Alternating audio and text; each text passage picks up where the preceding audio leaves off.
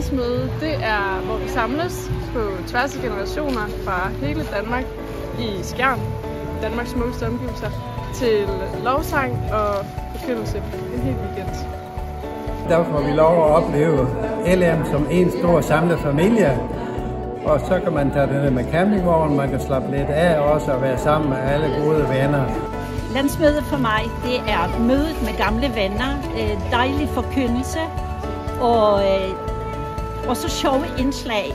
Og så se alle kommer lige fra de små til de store, alt det der bliver lavet fra både børn og juniorer, det er helt fantastisk. Og rammerne dernede, de er jo helt fantastiske i Skjern Kulturcenter. Jeg husker for et par år siden Erik Nielsen, der dansede foran scenen til noget skøn afromusik. Og jeg blev bare så glad, og jeg tænkte, det er også, hvad landsmødet kan.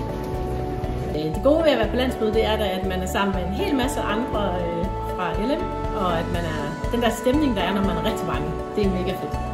Og så er der, som jeg siger, noget på både børn, juniorer og voksne og alle de gamle her. Så det glæder vi os rigtig meget til.